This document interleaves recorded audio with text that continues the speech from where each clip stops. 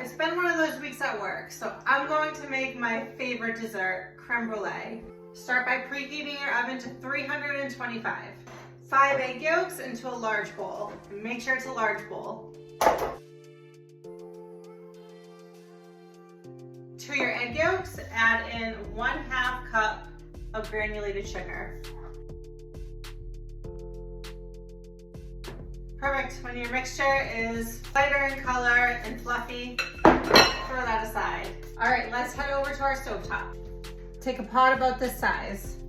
Throw in 3 cups of heavy cream. Pinch of salt.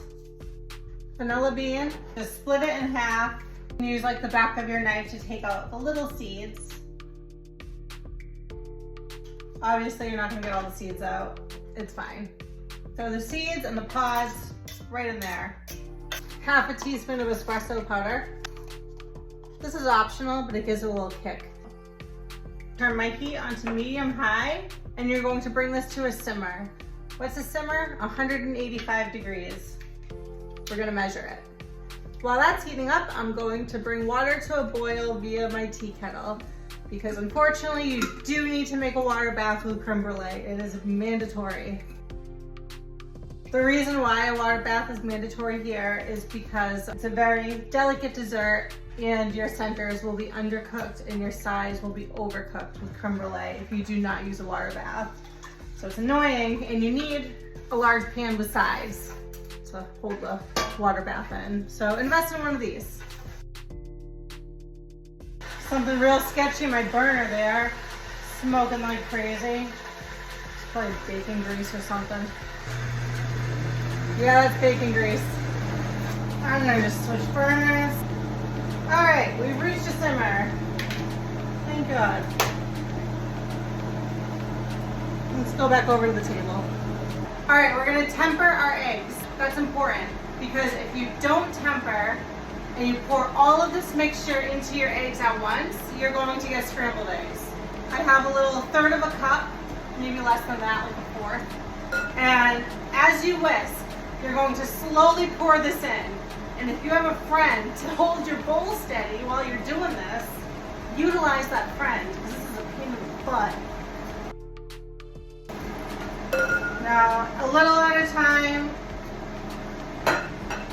I only have 2 hands. It would be optimal if someone like held this for me and did like a small steady stream, but whatever.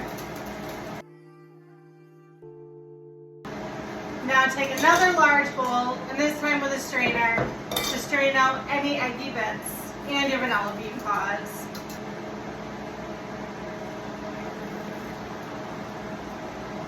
Oh my gosh, you guys are not able to see it up close, but there are a ton of vanilla beans in here, which is beautiful. There, no eggy bits this time, just a bunch of vanilla residue. I'm gonna go see how my tea kettle's doing. All right, so I don't char my table here with this water bath. So you're going to want your ramekins to go up to like here with the water bath, like halfway up. So we're just gonna have to eyeball it. That's good. We're about halfway up, kind of.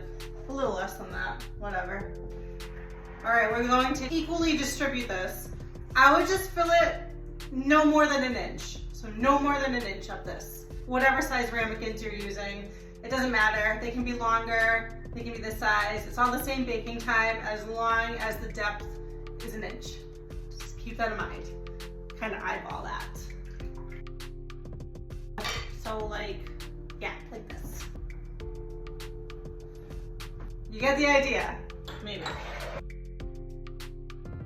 All right, so I'm gonna go stick these in my oven really quick, and then I'll come back and talk to you guys. You're going to want to bake them until they reach an internal temperature of 170. Don't do any less than that, and they'll be completely liquid in the middle.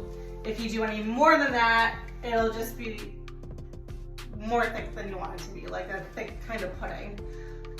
In my experience, it takes roughly 32 minutes for that to happen, but we're going to check them around 30 minutes. So let's check them in a half an hour, see where we are, and then go from there. All right, cool beans. Alrighty friends, it's been exactly a half an hour, so let's check on them. So they are jiggly, they're still undercooked, and that is perfectly fine. That's what you want because they'll continue firming up in the fridge. All right, so we're looking for 170, 175, perfect, 180, that's fine. All right, these are, oh shit. All right, these are all done, so I'm gonna take them out.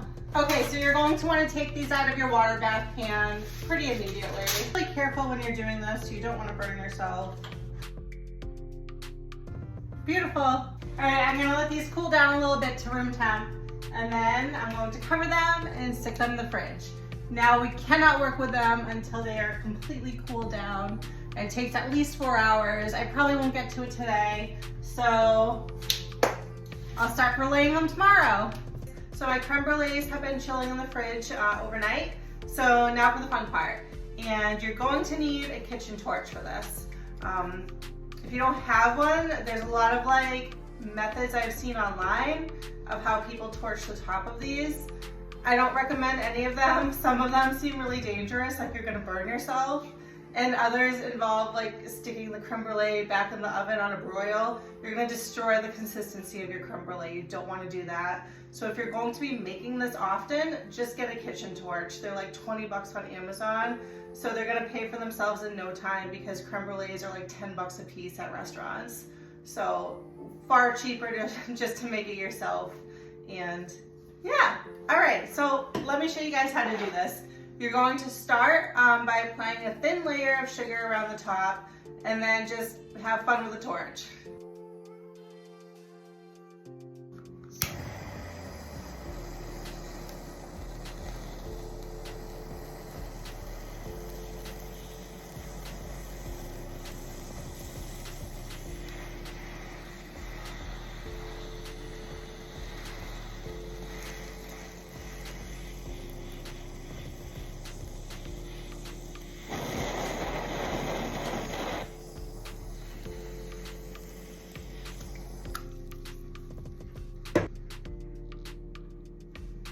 Once you've torched it, just give it a few seconds to let the top coat harden. So that way you'll get that unmistakable crack when you crack your spoon into it. So satisfying.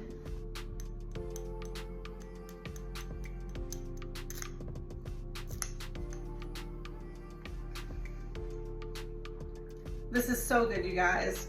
It's way better than the creme brulee, or most creme brulees that you'll get in restaurants. And cheaper too. So yeah, invest in your kitchen torch and then you can make this dessert all the time. Bye guys.